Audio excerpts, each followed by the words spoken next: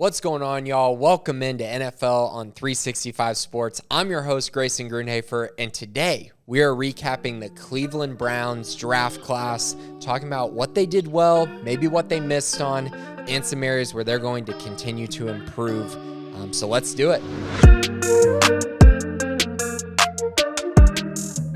All right, y'all. So the Cleveland Browns, this has been a fun offseason, I think, if you're a Browns fan, right? Because you haven't had a quarterback in forever, it feels like, and you finally got Deshaun Watson. So, I mean, you can't really be upset with anything you did during a draft because you got a top 5 quarterback, arguably, and for the Browns, that's a big deal. They haven't had one of those in a really long time. I would almost say ever, at least in recent memory. It's been very hard to find a quarterback for the Browns, and it's been storied. It's been talked about over and over again.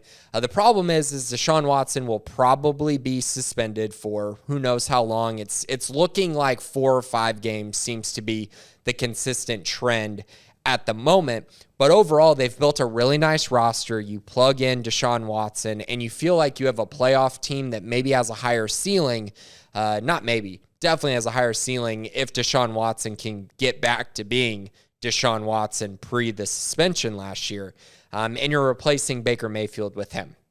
Clear upgrade. In my mind, I think in everyone's eyes, that's a clear upgrade. So you already won the draft because you got Deshaun Watson. You hit the home run there in really a shocking way this offseason. So now the draft was about finding guys who fit needs and filling positions of need. And I think the Browns did a pretty good job of that. So their first pick was in round 3, pick 68. They had 3 third-round draft picks overall, which I found to be kind of interesting. You know, they really attacked that third round, and a lot of value comes out of the third round in my eyes. And I think the Browns did a decent job of that. So at pick 68, they found Martin Emerson, the cornerback out of Mississippi State. And while I understand the pick, it's not my favorite pick by any means. I think his film is kind of shaky.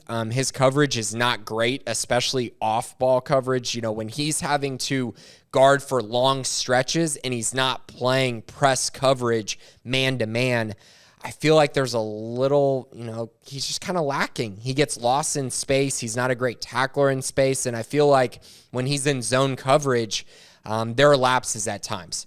On the flip side, when the dude's in man coverage, he is very physical, very long, and really attacks receivers and just gets up in them.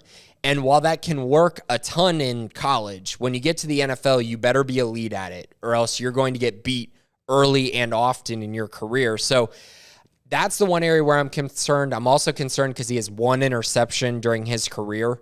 That's a problem. That doesn't show a lot of great ball skills. I know he played in the SEC, so, a lot of run-heavy offenses, but still he got to play teams that were throwing the ball a ton and I'm sure attacking him some, and no interceptions, just 1 interception. That's not great to me. Is a little bit of a red flag, but I think if you see his length, you see his height, you can make a case that there's some upside there with this pick.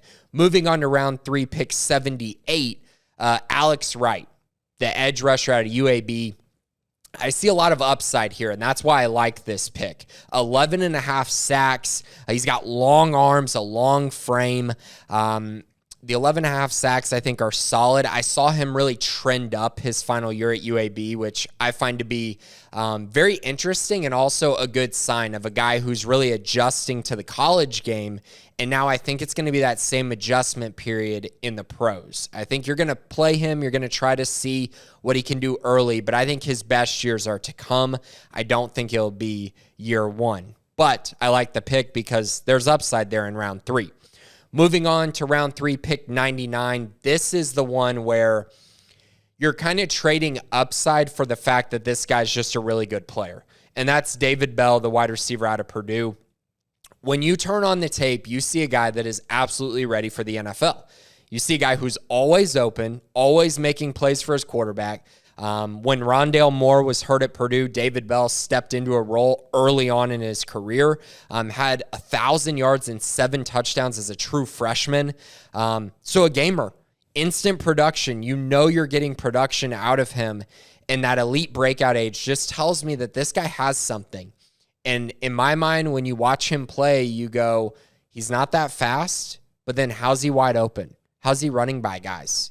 He plays faster than he actually is. And I think you see that a lot in college. You see guys who are maybe not that fast, but their instincts and their just kind of football IQ make up for it. And Bell is one of those guys who he completely makes up for it because of that. He's also pretty shifty in the open field, breaks tackles pretty well, can make plays after the catch.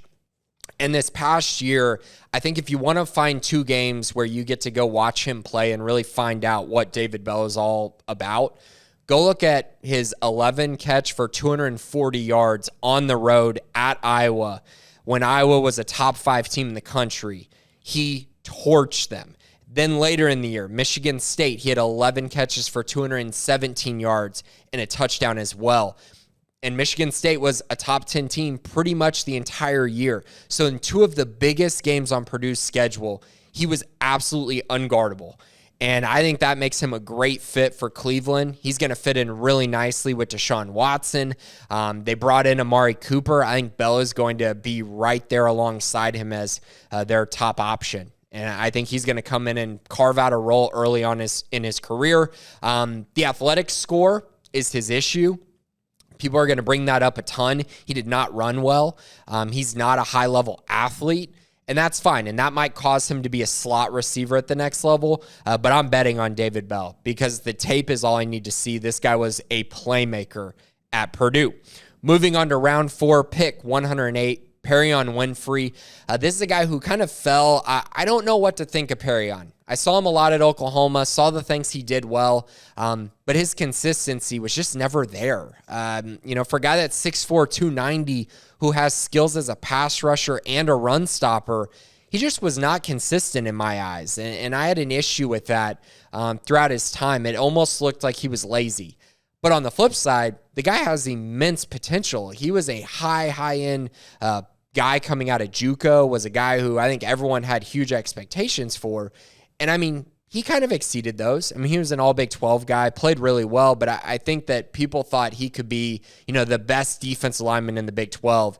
And in my eyes, he was never that during his time at Oklahoma. But I like the shot on him in round 4. Might as well. He provides a lot of different things. And if you can get his work ethic to click and his consistency to click, you could be getting a very high-level prospect later on in the draft.